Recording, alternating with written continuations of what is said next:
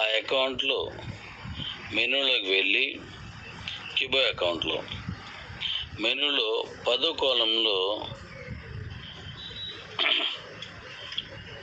BEB 20 address update అని ఉంటుంది. Address update BEB 20 address అని ఉంటుంది. దాన్ని మీరు మీ అకౌంట్లోకి అక్కడ అప్డేట్ చేసేయండి. మీరు వెళ్ళి మీ వ్యాలెట్ని అడ్రస్ని అక్కడ అప్డేట్ చేయండి. అప్డేట్ చేస్తే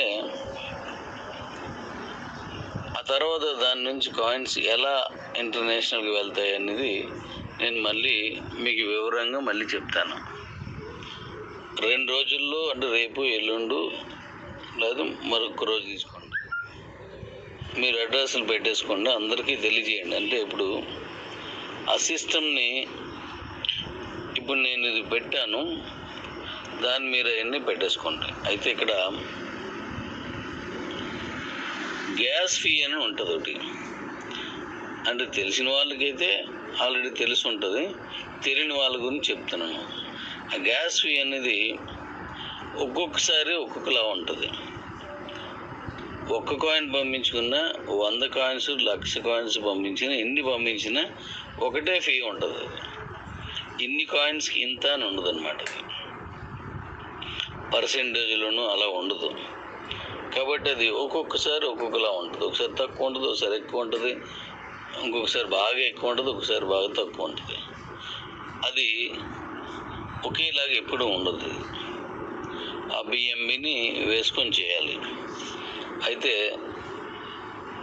ఇది ఎక్కువ కాయిన్స్ ఉన్న వాళ్ళకి ఇది నో ప్రాబ్లం, అది ఇబ్బంది రాదు. ఇప్పుడు 1000 కాయిన్స్ పంపిస్తున్నారు అనుకోండి, వాళ్ళకి ఉదాహరణకు 5 రూపాయలు 6 రూపాయలు అయిందనుకోండి, పర్వాలేదు.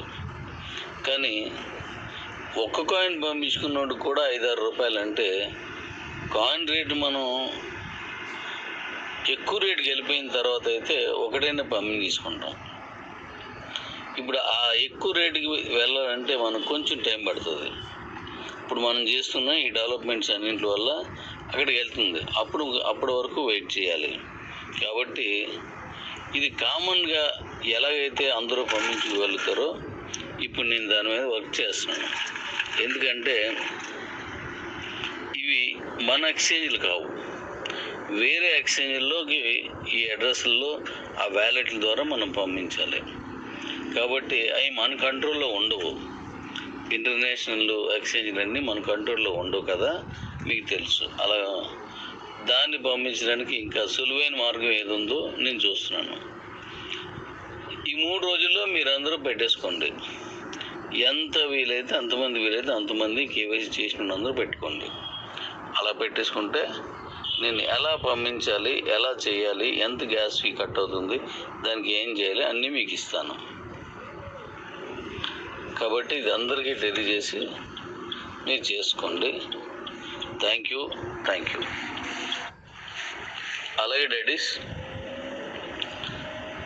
మీరు అకౌంట్ నుంచి అకౌంట్లోకి మీరు కాయిన్ ట్రాన్స్ఫర్ చేసుకుంటున్నారు, సాలబుల్ కాయిన్స్. అయితే ఇప్పుడు మెర్జ్డ్ అకౌంట్స్ చాలా ఎక్కువగా మనకి మెర్జ్ అయ్యాయి. అంటే మీరు అనుకోవచ్చు, ఈ WSలోకి డబ్బులు నేను పంపించుకోలేదు, ఎక్కువ అంటున్నారు డాడీ అని. ఆల్రెడీ WSలో అకౌంట్లో పాతవి క్యాష్ ఉంది. MPC అందరి దగ్గర ఉంది. అలా MPC ఉన్న, WSలో క్యాష్ ఉన్నా, బయట నుంచి క్యాష్ వేసుకున్నా మెర్జ్ చేసుకుని కూపన్ వస్తుంది. కాబట్టి సంతోషకరం, బాగా చేసుకున్నారు. దీని ఉపయోగం ఏంటనేది భవిష్యత్తులో మీకు తెలుస్తుంది. అప్పుడు నేను మళ్ళీ వివరం చెప్తాను. ఇప్పుడు నేను చెప్పడం వల్ల మీరు మెర్జ్ చేసుకోండి, ట్రాన్స్ఫర్ చేసుకోండి, లేదా అకౌంట్ కొనుక్కోండి అని నేను ప్రోత్సహించినట్టు అవుతుంది ఇప్పుడు.